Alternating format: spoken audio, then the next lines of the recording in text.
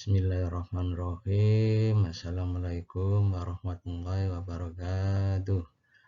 Pada pertemuan yang ketiga di bab 1 dalam pelajaran pendidikan Pancasila dan kewarganegaraan, Guru akan membahas materi yang dalam kompetensi dasarnya adalah mengidentifikasi keberagaman suku, agama, ras, dan antar golongan dalam Bingkai Bhinneka Tunggal Ika. Nah, sedangkan indikator pencapaian kompetensinya yaitu menguraikan cara menjaga keberagaman. Perlu anak-anak ketahui bahwa masyarakat Indonesia itu diwarnai berbagai macam perbedaan sebagai akibat dari kondisi kewilayahan, suku, bangsa, agama, dan sosial. Nah, perbedaan dalam masyarakat merupakan keberagaman Indonesia yang dapat dirangkai dalam Bhinneka Tunggal Ika. Tapi sebelum menguraikan cara menjaga keberagaman, mari kita lihat dulu tentang pentingnya keberagaman dalam Bingkai Bhinneka Tunggal Ika. Yang pertama itu tentang hakikat Bhinneka Tunggal Ika. Dalam hakikat Bhinneka Tunggal Ika ini nanti akan dibahas tentang makna dan landasan hukum Bhinneka Tunggal Ika. Terus yang kedua, prinsip Bhinneka Tunggal Ika. Yang ketiga, apa sih sebenarnya ciri-ciri Bhinneka Tunggal Ika? Mari kita bahas satu persatu. Yang pertama yaitu tentang hakikat Bhinneka Tunggal Ika. Kita lihat cuplikan videonya, kira-kira hakikat Bhinneka Tunggal Ika itu yang bagaimana? Manis gula-gula, begitu juga negeri kita tercinta. Banyak suku dan budaya, ada Jawa, Sumatera sampai Papua. Semuanya ada di sini, hidup rukun damai berseri-seri. Ragam umat agamanya, ada Islam, ada Kristen, Hindu, Buddha. Semuanya ada di sini, bersatu di Bhinneka Tunggal Ika. Indonesia negara kita tercinta, kita semua wajib menjaganya. Jangan sampai kita terpecah belah oleh pihak lainnya. Pancasila dasar negara kita, dengan UUD tahun 45-nya. Jangan sampai kita diadu domba oleh bangsa lainnya.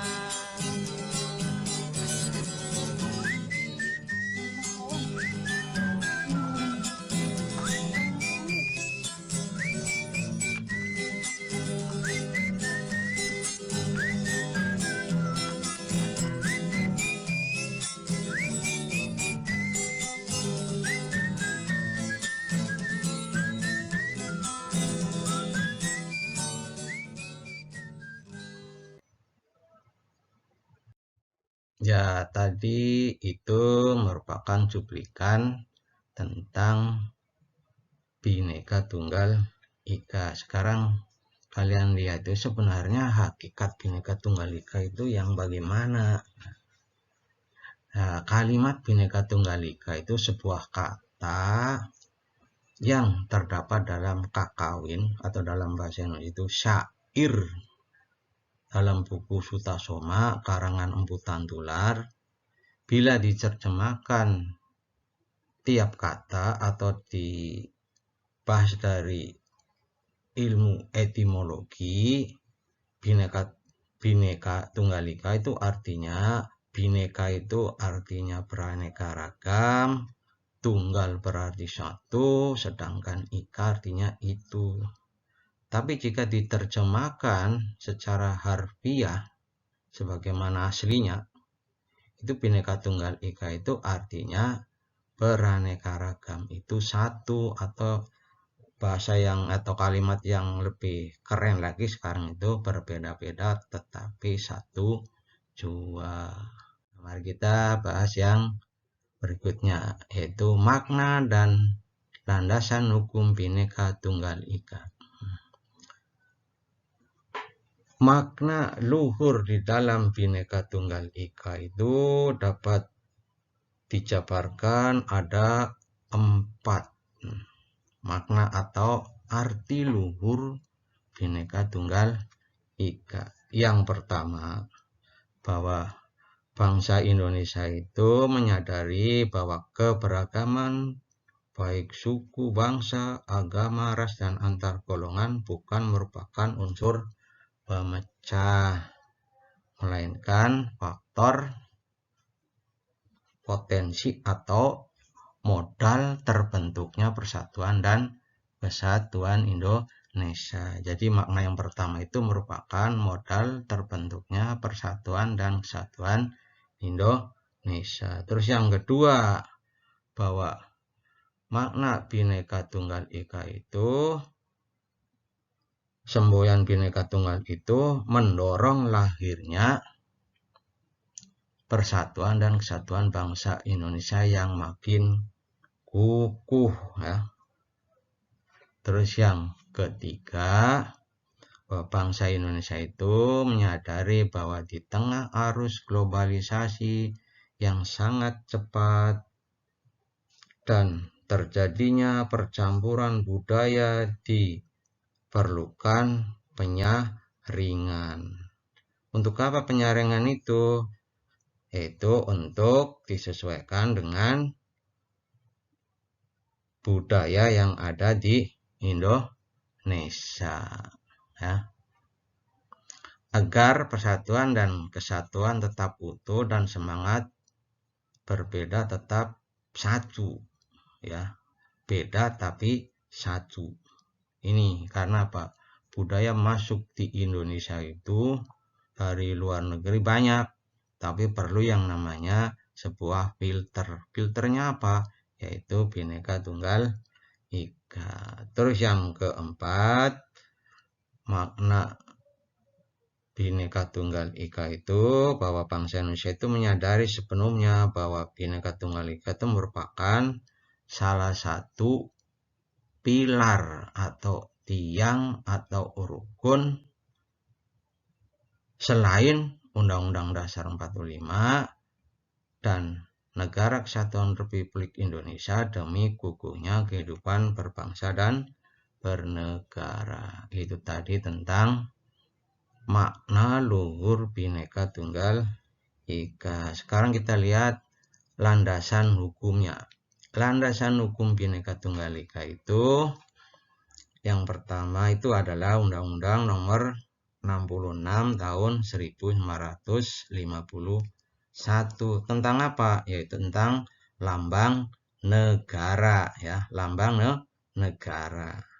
Terus pada pasal 36A Undang-Undang Dasar 1945 tentang lambang negara, yaitu Garuda Pancasila dengan semboyan Bhinneka Tunggal Ika. Itu landasan hukum tentang Bhinneka Tunggal Ika. Jadi bukan asal-asalan, jadi ada payung hukumnya kenapa melaksanakan Bhinneka Tunggal Ika. Nah, mari kita lihat yang kedua tentang pentingnya keberagaman dalam Bhinneka Tunggal Ika, yaitu yang kedua adalah prinsip Bhinneka Tunggal Ika. Nah, prinsipnya ada 4 juga. Yang pertama, common denominator. Apa itu common denominator? Itu keberagaman tidak membuat bangsa ini menjadi pecah. ya. Kita harus mencari persamaan dalam perbedaan sehingga akan tercipta kedamaian. Jadi di dalam perbedaan itu kita harus mencari kesamaannya, ya, bukan mempertahankan egonya sendiri-sendiri. Terus yang kedua, tidak bersifat sektarian dan eksklusif. Maksudnya itu bagaimana? Bahwa bangsa Indonesia itu menerima paham yang berbeda. Semua rakyat Indonesia tidak dibenarkan menganggap bahwa dirinya atau kelompoknya paling benar, ya. Jadi tidak ada yang paling benar. Pandangan mengunggulkan kelompok tertentu akan menimbulkan konflik. Apa konfliknya? Karena ada kecemburuan dan kecurigaan, sikap yang berbeda, serta kurang memperhitungkan keberadaan kelompok atau pribadi lain. Sehingga di dalam prinsip yang kedua ini tidak ada yang merasa dirinya paling benar, paling hebat, atau paling diakui oleh orang lain. Jadi semuanya sama. Itu tentang prinsip tidak bersifat sektarian dan eksklusif. Terus yang ketiga, tidak bersifat semu atau kaku. Bhinneka Tunggal Ika ini mampu menerima perbedaan secara universal dan menyeluruh. Nah, kondisi ini dilandasi oleh adanya rasa saling mencintai, menghormati, dan mempercayai antar sesama. Sedangkan prinsip yang keempat itu adalah bersifat konvergen, artinya keberagaman tidak dijadikan masalah, tetapi harus dicari titik temu yang bisa membuat segala kepentingan menjadi satu kesatuan. Jadi ibaratnya itu beda itu indah, itu seperti itu ya. Terus kita lihat pada hakikat yang kedua ya, manfaat apa, kita lihat pada pentingnya yang kedua, yaitu yang ketiga ya, itu ciri-ciri Bhinneka Tunggal Ika. Apa itu sebenarnya ciri-ciri daripada Bhinneka Tunggal Ika? Nah, sekalian lihat itu, adanya persamaan dan kewajiban bagi setiap warga negara. Jadi di dalam hal ini semua yang namanya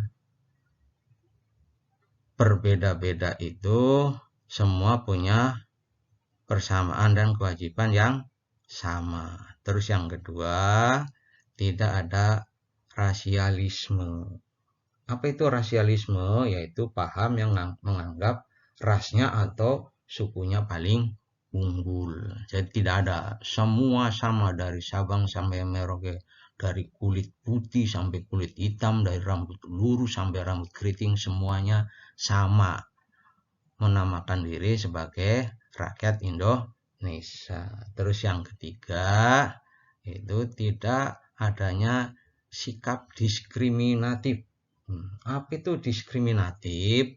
Yaitu membeda-bedakan manusia dalam kehidupan bermasyarakat, berbangsa, dan bernegara. Tidak ada perbedaan-perbedaan di sini, itu tidak ada. Semuanya sama, ya. Semuanya punya hak dan kewajiban yang sama. Terus yang keempat, ya, terbinanya sikap saling menghormati antar warga masyarakat. Mari kita lanjut kembali pada manfaat keberagaman bagi bangsa Indonesia. Kira-kira apa yang bisa diambil manfaatnya tentang Bhinneka Tunggal Ika bagi bangsa Indonesia. Yang pertama itu menumbuhkan sikap toleransi. Jadi keberagaman ini merupakan kekayaan dan kekuatan Indonesia yang harus kita jaga. Jadi menjaga keberagaman itu bagaimana? Yaitu dapat dilakukan dengan menghargai perbedaan yang ada, yaitu rasa saling menghargai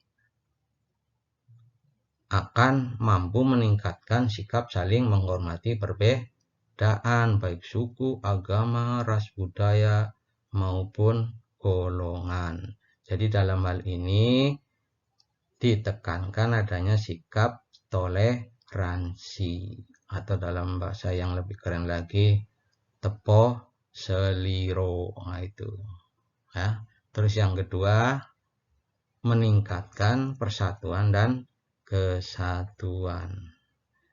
Jadi bahwa setiap masyarakat dapat mengenal dan memperkenalkan keberagaman budaya maupun adat istiadat masing-masing daerah. Dalam hal ini itu untuk mempererat hubungan antar masyarakat sehingga persatuan dan kesatuan makin kuat. Jadi boleh memperkenalkan tentang adat istiadat daerah masing-masing, tapi ingat jangan menimbulkan suatu sikap rasialisme tadi itu ya, bahwa daerahnya paling benar, bahwa sukunya paling benar. Tidak boleh itu dan tidak baik. Terus manfaat yang ketiga, terciptanya kesejahteraan Indonesia. Apakah kamu pernah melihat warga negara asing di sekitar tempat tinggalmu? Nah, jadi keberagaman Indonesia menjadi salah satu faktor pendorong kedatangan warga negara asing ke Indonesia. Sebagai contoh, ada turis datang ke Indonesia karena tertarik dengan ragam budaya Indonesia. Nah, kedatangan di Indonesia itu mampu meningkatkan pendapatan negara dari sektor pariwisata. Jadi kan yang jelas itu kan pemasukan bagi bangsa Indonesia. Ini akan memberikan sebuah income kepada kesejahteraan masyarakat Indonesia. Mungkin kalian lihat itu kalau orang warga negara asing datang di Indonesia itu taunya Indonesia itu adalah Bali, ya di situ banyak gitu ya. Terus yang keempat yaitu mengembangkan sikap demokrasi dan anti diskriminasi. Ingat, sikap demokrasi dan anti diskriminasi dapat mencegah pertentangan akibat perbedaan latar belakang primordial. Ya. Sikap demokratis dalam masyarakat dapat menjadi upaya pengendali sikap sosial terhadap pemerintah. Artinya dalam hal ini bahwa kebijakan pemerintah dan pelaksanaan pembangunan dapat diawasi oleh masyarakat. Jadi pemerintah membangun, masyarakat juga mengawasi. Jadi aspirasi masyarakat tersebut dapat menjadi referensi pemerintah dalam menentukan kebijakan atau melaksanakan pembangunan. Nah, demokrasinya di mana? Demokrasinya ini dapat kalian lihat itu adanya suatu pengawasan. Jika pemerintah terjadi salah melaksanakan pembangunan, rakyat bisa menegur lewat siapa? Yaitu wakil-wakil rakyat. Jadi sikap anti diskriminasi perlu dikembangkan dalam masyarakat yang multikultural ya, untuk menghindari terjadinya pertentangan dan disintegrasi bangsa. Tahu disintegrasi bangsa? Itu mau keluar dari negara Indonesia. Karena apa? Yaitu ada suatu kelompok atau daerah yang dihina. Ini ada masyarakat kayak gini. Nah, akhirnya apa? Dari pulau atau kelompok itu mau memisahkan diri dari negara kesatuan. Terus yang ke-5, mengembangkan semangat nasionalisme. Tahu itu apa nasionalisme? Yaitu cinta tanah air. Jadi sikap nasionalisme perlu dikembangkan karena nasionalisme merupakan fondasi untuk menjaga persatuan dan kesatuan bangsa. Seseorang yang memiliki jiwa nasionalis tidak rela jika bangsanya mengalami perpecahan atau konflik. Ibaratnya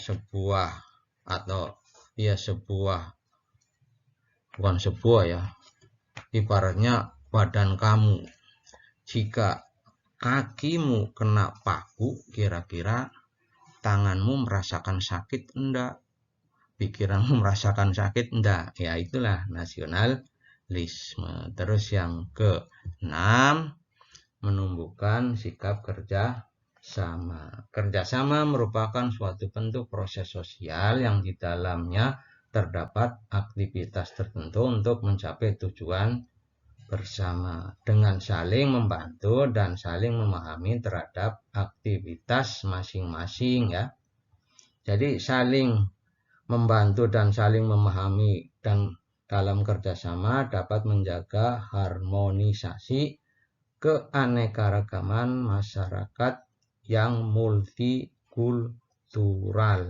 Nah, demikianlah tentang penjelasan pentingnya keberagaman dalam Bhinneka Tunggal Ika. Sebelum saya akhiri, nanti anak-anak bisa kerja latihan tugasnya di classroom ya. Sekian dulu. Assalamualaikum warahmatullahi wabarakatuh.